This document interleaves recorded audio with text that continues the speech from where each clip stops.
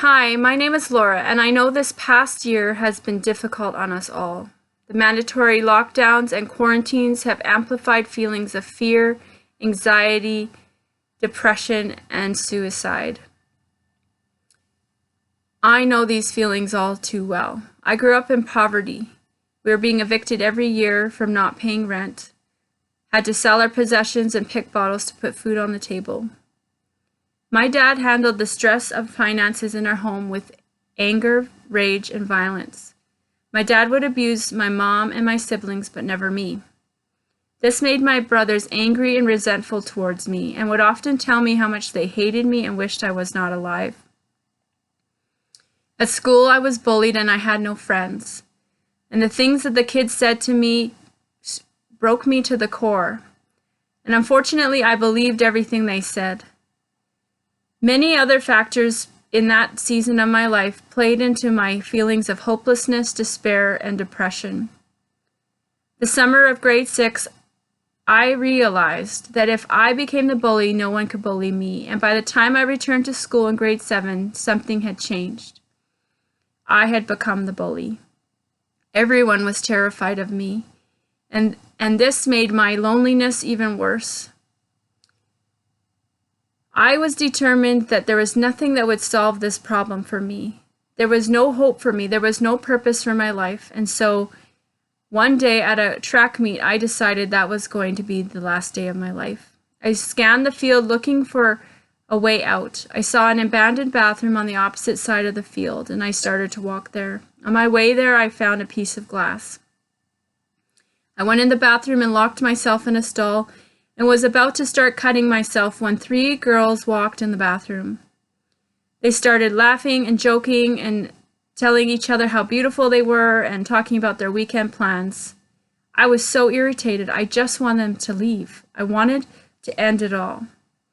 But unfortunately, they would not leave.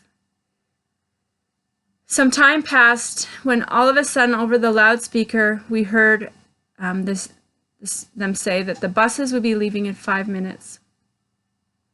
At that point, the girls left the bathroom and I had lost my nerve. I found my way to the bus, and on my way home, I prayed a prayer. I said, God, if you don't do something in my life, I will not live to see another day. When I got home, my mom said, it's time, we're going to church. It was a Wednesday evening. You don't typically go to church on Wednesday, but there was a special pastor coming to town. We went to church, and it was as if I was the only one in the room. Everything he said was for me. And at the end, he said, if someone here needs a miracle, come to the front and we'll pray for you. I went to the front, knelt at the altar, and started to weep. I knew I needed a miracle. As I was weeping there, I saw a vision, and in this vision, I saw a mirror. And in the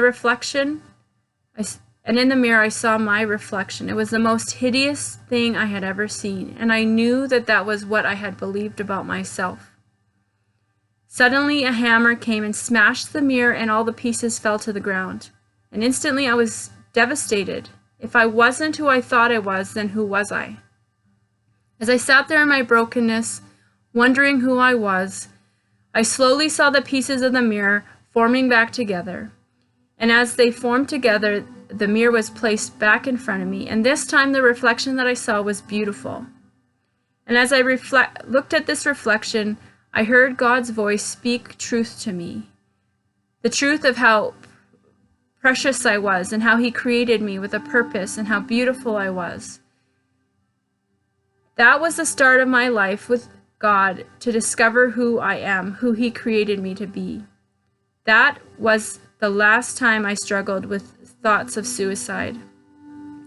That was my first time of realizing that my life had purpose, and I was given new hope for my future.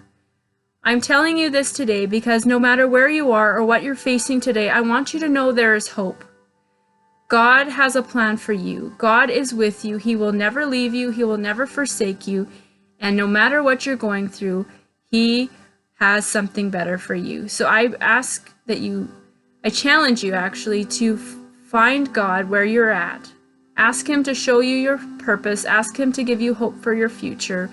because even though it's difficult now, this isn't the end of the story. Thanks.